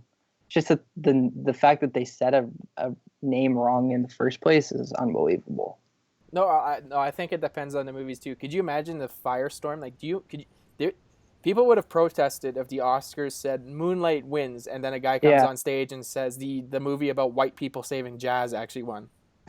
Well, the funny thing is, and I heard a podcast where Jimmy Kimmel was there, and he said the worst thing what would have happened if they said Manchester, and then Moonlight would have won because Matt Damon was producing Manchester, and it would have looked like Jimmy Kimmel set the whole thing up because of you know what I mean? Because of that this would have been rough, feud that they had.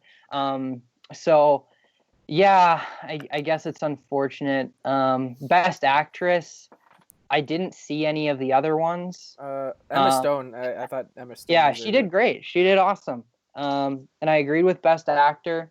I thought Denzel was gonna win. Casey Affleck went on this.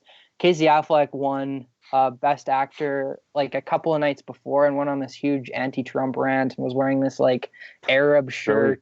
Yeah, and like. So I just thought, well, maybe he's not going to win. Maybe they're scared of him doing it again. Well, no. Do you know the controversy around Casey Affleck? Well, he was, a sex offender, right? Wait, no, like the cases were dropped. Like they settled out of court, so he was accused. Defamed. He's still like he goes to this day. He's like it didn't happen. But that's why everyone was saying Denzel was gonna win because they didn't want that controversy.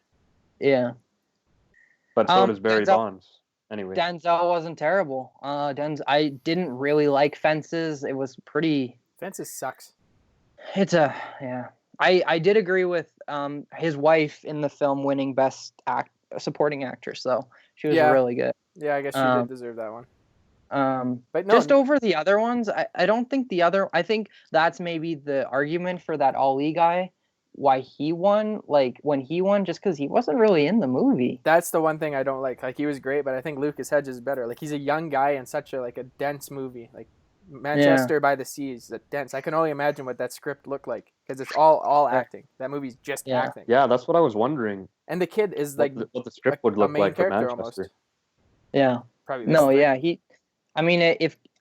got easily the second most screen time. Yeah, like he's up there. Just because is Affleck is in every scene, I would think. I guess that's a good he's in 90% of the movie or more. Okay, I guess he when they're the band scene and when they're making out and stuff in the bedroom, I guess he's not in, but he's still kind of in it. The first time he shows up early and then he doesn't come in for supper, and then the second time he's downstairs. So, but yeah, he did really good. His body of work was really good. Denzel's won before, and compared to everyone that's nominated here, the five guys, performance alone, Casey Affleck was not beaten by anybody, not even in the women's category, the actresses. No. He was actor, actress, whatever, actor of the year. Yeah. And then so supporting role, Jeff Bridges was good too in Hell or High Water. Yeah, Michael Shannon. He was cool. Yeah. Any of them could have won except Dev Patel. Yeah, I liked him though. He was good. But he's more of a main character. He shouldn't be. I didn't want him to win. Well, not really though. He wasn't in the first hour of the movie. It was that kid. He's in more of it than Mahershala. He is, yeah. Man, Mahershala is powerful though. Mahershala is really good. I want to see him in more. For any he was really good in Luke Cage. He's in House of Cards. Oh right, yeah, he's that. I wonder if it's all. I haven't seen the film, but based on what you're saying, with him only appearing for 7 minutes, I'm wondering if he wouldn't be as good in a higher quantity role. In a larger role. No, he's a great actor. He's been in the Hunger Games. More quality over quantity with him. No, he's fantastic in House of Cards. I would like to know the requirement for how long in a movie you can be because the thing, and she didn't win, and I agree with it, but in Manchester by the Sea, his ex-wife is only in it for 4 scenes. Michelle Williams. And she got nominated. Yeah, she was good. The one thing here, I'm looking at the actress in supporting role here, the nominees, Naomi Harris. She's the biological mother for Moonlight. Yeah, she was good. She shouldn't be nominated though. She's not that fucking. She's not that good. Why? Not as good as the girl in Fences. And not as girl as the girl in Manchester, but how many did they nominate? 5? She's probably. There's 5. Michelle Williams is the mother from Manchester. She's nominated. Viola Davis, the winner from Fences. Hidden Figures, Octavia Spencer, and then Nicole Kidman for Lion. Those 4, they're better than the Moonlight biological mother. Yeah. Did La La Land win anything? What? Oh yeah. What did it win? It won. Best actress, best song, best actress, best. I can go through. Adapted screenplay. Nah. So. I know Manchester won original screenplay. It won 7. Yeah, or did it win? Yeah. No, it won 6, I think. Oh shit! I gotta plug my thing in. 6 maybe. So I'm looking at here. The first one it won was Emma Stone. Fuck. Shit. This is great content for people. How's my elbow look out there, folks? And my grunting and so anyways, Emma Stone won. That's one La La Land one. Won cinematography, well deserved. That must have been a horrible film to try and shoot. Directing it won. Damien Chazelle's the youngest director to ever win that. Right. Yeah. Hacksaw Ridge won film editing. That blew my mind. Moonlight had better editing, and La La Land, like, it's a musical. That's the hardest thing to ever edit. Yeah. It was a war movie, and I fell asleep. Yeah. La La Land won Best Original Score, so that's just music in general, and then it won Best Original Song for City of Stars, so I think that's 5 now. It had 2 in it. It had that audition song as well in it. I wish Another Day in the Sun would have won, but then it wins production design here, and I believe that wraps it up with the 6 wins. It didn't win sound mixing. That's retarded. Hacksaw Ridge wins an Oscar for sound editing over La La Land, or Rogue One. Yeah, it's They can't win them all. Can't win them all. Moonlight wins screenplay. I think that's fair. Mm-hmm. And Manchester by the Sea wins original screenplay. So, we can only assume again what that script looked like. Oh, God. All right, man. Boy, oh boy. What a shit show, the Oscars. I thought Jimmy Kimmel did a really good job, though. He's fantastic. The Matt Damon stuff made my day. Yeah, where he did the "We Bought the Zoo" thing. Yeah, that thing I love. And then now announcing we have Ben Affleck and guest. Yeah, and they kept playing him off when he was talking. That was great. Wasn't I talking to you, Tanner, about how you thought that this whole thing was a publicity stunt? That's the thing. I think it's very fair that they did this on purpose. What thing? Because as soon as because Faye Dunaway misread the card. Because when Warren Beatty went to go and give it to her, he's like, kind of like, look at this is wrong. And she just sees La La Land under Emma Stone's name and goes, La La Land! As soon as they said that on their Twitter page, I have a screenshot. They have a card they already rendered that said La La Land Best Picture winner. They tweeted it out like boom, like that. I don't know why that guy was on the gun to tweet out La La Land. But 2 minutes later, they delete that tweet and have. How did he not know? Huh? I wonder how the Twitter guy didn't know what the Best Picture was already. Yeah, and no, they had like the whole graphic. Like, I'll pull up the picture. I don't know why this graphic was even made. Yeah, exactly. Because it only makes sense for them. Because like everyone's talking about the Oscars now. Like, they had low ratings. Yeah. Everyone's talking about them now. And like I was saying, imagine if they had done it the other way. If this was a genuine mishap and they said Moonlight, but La La Land won, people would be in the streets.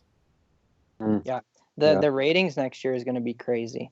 You know, the host is going to come on and make 70 million jokes about it. And they're going to do something at the end for Best Picture. They're going to, yeah. That's crazy, man. Why was this made? Yeah. Maybe they don't tell anybody. You can't make this in 10 seconds. Yeah. Well, no, it would have been pre-done. Like why would he probably had the whole list of all of them and then he just put it out. Maybe they just didn't tell him for whatever reason. It's suspicious. Confidentiality. Yeah.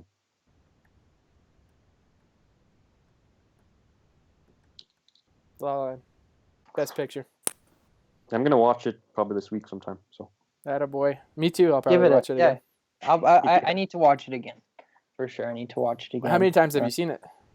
Just once. See, that's the thing. I was like lukewarm on it the first time I watched it. Then something drew me back to it. I was like, you know what? I should probably rewatch this again. Then I just like went down a wormhole. Because the first time I was like, it's okay. But I think that's something that, I mean, Moonlight was one that I'm like, I never need to watch that again. Exactly. I saw it. I saw that hand job on the beach. Like, I'm good, you know? Like, it's just, and I didn't love the end. Like, the end was so lukewarm, and it's like they're just like cuddling. It was lazy. It's just like, it was lazy. And maybe you watch it again, you're like, wow, it was powerful. But for me, it was just like, really? That's how they ended it? Like, they have all this stuff this guy is going through. Yeah. And he, like, that's how it ends. Him, like, cuddling is, like, the only dude he got a hand job from. Like, because, like, he's like, I've never been touched by another man. As he takes his gold plates out of his mouth. Yeah. Yeah. But that's the thing. Like, you look back, like, people talk about the Titanic to this day. Yeah. Like, it's a great movie. But, like, 10 years from now, what movie do people talk about? Maybe 12 Years a Slave. Definitely La La Land. Yeah. They're not talking about Moonlight 10 years from now. They might talk about how Moonlight won over La La Land undeservedly. because of the political climate. But yeah, that I always like thinking about that. Like 20 years from now, like what are we going to talk about? La La Land. It's such, well, I know, but it's such an interesting thing. Like, and you can do it with movies or like anyone, but it's like kind of cool. Like 20 years from now, like who are we gonna remember? You know, like 20 years ago, like now. So 20 years ago, what are we remembering from 20 years ago? The 90s. Yeah. So I guess like Michael Jackson is still prevalent a little. Oh, we're talking overall? Yeah. You remember? I mean, maybe that's still too fresh. Maybe 20 years ago is still too fresh. Queen. Because we're 22 now. Yeah. At least I am. So maybe. Well, no matter. Maybe, like the best example you can give, no matter what, like, I'd be surprised if Marvel doesn't get a Best Picture nomination at some point in their future because they keep getting better. But no matter what they do. Logan, exactly. I can't see them doing that. Just no, it's like comedy movies. Superhero movies. It's like comedy movies. Comedy movies, you could make one of the best comedy movies ever. They're not going to get selected. Who knows? Who knows what can happen? But no matter what Marvel does, people will always remember the Avengers because that was a groundbreaking. That was the first time anyone ever did something like that. Yeah, no, for sure. I mean, I'd say that's what they will be remembered for. An Oscar. It's not like they need an Oscar for people to recognize how good it was. Everybody knows how good it is. But I think you maybe you don't need it just to know how good it is, but I think it says something about how you've grown into it. Like It's Always Sunny in Philadelphia. If you've ever watched that show's like never got an Emmy or anything, but it's probably one of the best shows on TV. Does it need an Emmy to for people to say it's funny? No, it doesn't. But to get an Emmy, that would be huge. Beating Veep, Veep wins every year. It's getting kind of annoying, but it's just like a hallmark. Like we finally did it. I'd love to see a comedy at least get nominated. Deadpool should have been nominated. Yeah, Deadpool. Instead, I saw Hidden Figures. Okay, I get why it got nominated. It was about 3 black ladies making it in NASA, and it was fine. It was inspirational, but it was boring. It was just another one of those I beat all the odds and I got to be there. And that's inspirational, but it's done. It's overdone. We've never seen a movie like Deadpool before in terms of a superhero movie. No. Yeah, you're right. That's what should be rewarded. Yeah. But let's wrap it up with this. Let's limit it to 5 because I don't know why they have 9 pictures nominated. If you could have nominated 5 pictures for Best Picture this year yourself. Yeah. Because there's a reason Fences and Hidden Figures are on there, and we all know why. Yeah. From the list that they gave you. I can't answer that in a good fashion. No, just your list, your list of 5. Who would you have nominated for Best Picture? But it's not fair because I haven't seen a lot of the best movies. Okay. But, okay. Well, me and Tanner can do it, we could swing out some 5. Okay. Yeah. So I think we can all La La Land is going to be there. Are we doing just the movies that got nominated or the ones? Actually, let's do one together. Let's see what we agree on. La La Land and Manchester should be on there. Yeah, this will be the wrapping up. Yeah. Okay. So those 2, I think Civil War should be on there. But are we doing ones that are realistic? Be objective about it. It is objective. That movie's fantastic. There's no plot hole in that movie. It's a solid film. You don't even need to watch the other films to get it. I would kind of argue with that though. That you need to see some of them. Which ones? Well, you don't know what's going on with Bucky or anything. It's that the film opens up explaining Bucky that he's brainwashed. That's the first film, but it doesn't need to be on there. That's just my thing. I don't think it would ever get are we doing R? Yeah, it was in my top 5, so I guess I would put that on there, but I don't think it would ever get nominated. Maybe give a realistic top 5 of what could have potentially happened. I think Civil War should have been realistic. Like, it's better than Hidden Figures, better than Hell or High Water, better than Hacksaw Ridge, better than Fences, better than Arrival, better than Lion. Maybe depends on your perspectives. But Deadpool, I would want to put Deadpool on there just for the achievements it did in modern day cinema. I think it didn't even make your top 10, Deadpool. I know, but you have to, like, now we're looking at it objectively at what films have, like, achieved with what they were. Like, you can't but you can't realistically put Civil War and Deadpool in the top 5. In my opinion. Civil War's not on there. So far we only have La La Land and Manchester. I think Deadpool over Civil War just because of what you said. I think it was like the first it changed the way we think about superhero movies for the good. DC is trying to do the opposite. But Deadpool, it came out of left field, and it was beautiful. It was so good, and they did so much different stuff with it. Isn't that what we should be rewarding with these things? Like, not doing the same sports movie pushing where the boundaries, injured, and he comes back because the coach like yells at him in the locker room. Like, we've all seen that. We've all seen. Like, as much as they are beautiful stories, we've all seen like the black guy who gets oppressed by all the white people and then comes out on top. Yeah. And we've seen it done better before, like Pursuit of Happiness, I think about as one of the better movies that did it. So I think that the Oscars should more be about celebrating new and unique things. Yeah, and we're not that's a good doing point. that. Yeah, we're not doing that. We're letting the Hidden Figures of the world keep getting nominated just because we are so stuck up on this central idea of being fair to everyone. And not even that, you have boring just nothingness in Hacksaw Ridge, Arrival. Right. Yeah. It's like was Leonardo's best performance Revenant? Django. Revenant? He should have won supporting for Django. Yeah, but you know what? He just said, okay, I'm sick of doing all these movies that I want to do. I'm just going to do this movie because I know it kisses all their asses and I'll win for it. And is that what we want? Like, that is that what we want our movie people to do? No, not like, at all. But you can tell how fake he is. As soon as he wins his award, he hasn't been in films for shit. Seeing him at the Oscars last weekend was like the first time. He's going to be Lenin, the first Soviet leader. Really? Yeah, he's going to be him. Okay. Okay, so we got La La Land, Moonlight, and Deadpool. No, Manchester. You want Moonlight on there? Oh, no. Sorry, yeah, no. Well, I think it has to be on there. I'd put Civil War before Moonlight. Well, we know that. I don't think... I think Moonlight, it won, so I guess you kind of have to nominate it, at least. Which? Moonlight? Yeah. Do we have to, though? This is our list. I kind of want to put Nocturnal Animals. I feel like you're just out of spite. Yeah. You don't want to have anything to do with Moonlight. No, Moonlight's on my top 10, but it's number 10. I would argue that it is. It took. I don't know. I mean, I guess if you're wanting like innovation and stuff, it did talk about some crazy issues in a cool way. Moonlight? Yeah. No, it did. Yeah, like it did.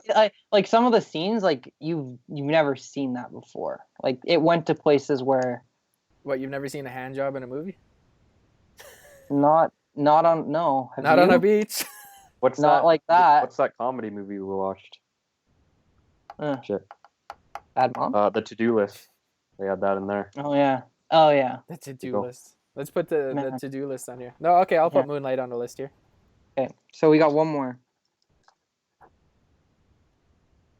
I still say Civil War.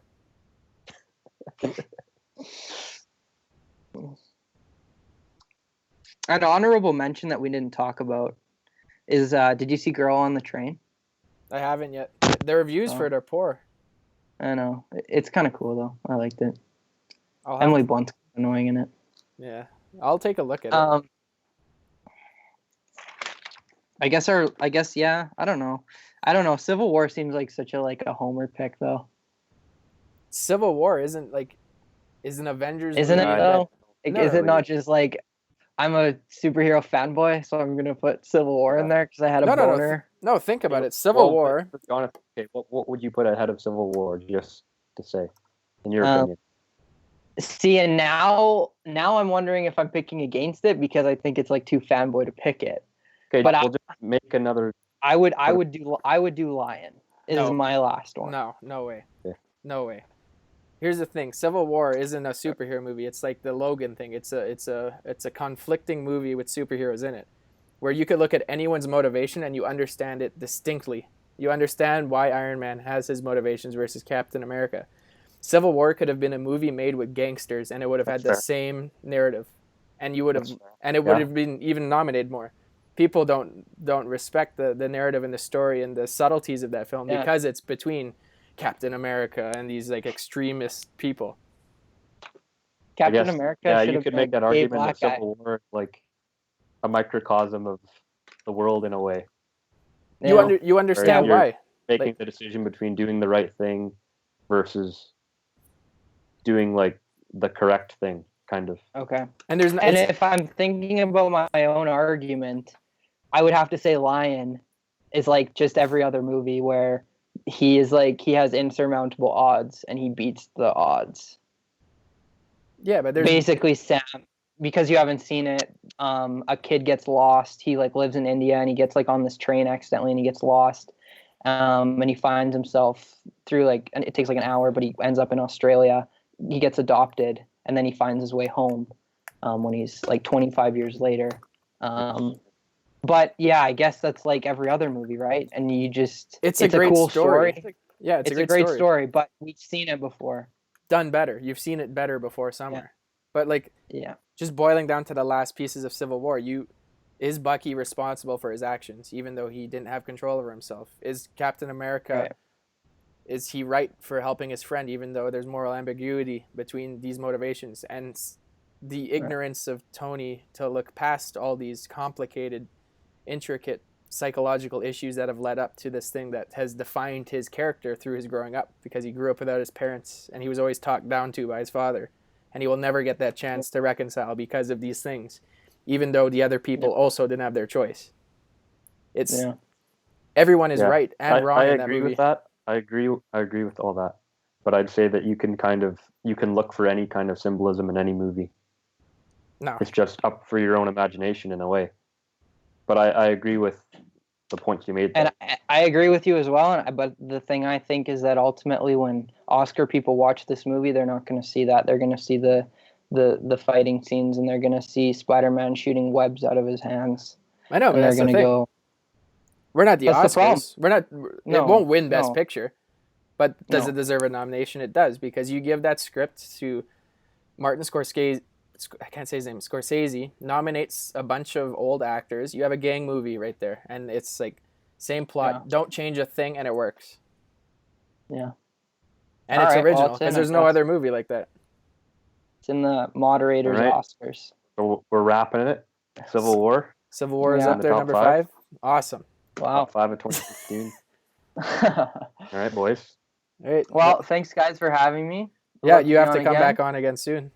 What's this? You'll be back. Well, 2-hour-long episode. We didn't mention Brock took a little hiatus this week. Well, the Nintendo Switch came out, so he's busy. He didn't want to talk about Manchester by the Sea for 2 hours anyway. I could talk about Manchester by the Sea for another 2 hours. I could talk about it. It was like I could like watch it again and just commentate. That'd be an interesting show. Just do a commentary for a movie. Yeah. Would that infringe on like copyrights and stuff? No, I know you kind of have to show them. No, I know a YouTube channel called Collider. They do commentaries, but you don't show the film. You just say, and we're starting the film now, and when people watch you do it with you, and then they watch you. You're a robot right now for us. I don't know if you're a robot for yourself. He's pretty fuzzy right now. What about now? As long as it's good on his, then we're good. Yeah, it's good on mine. Can you see me? Hello? Yeah, we can see you. Oh, okay, yeah. So you're just pretty fuzzy, man. Yeah, I'd be down to do that for La La Land, Manchester, and whichever else. But That's for another day. Let's end it here, Sammy boy. Give him your patented. This has been moderate number 4. Fucking loser.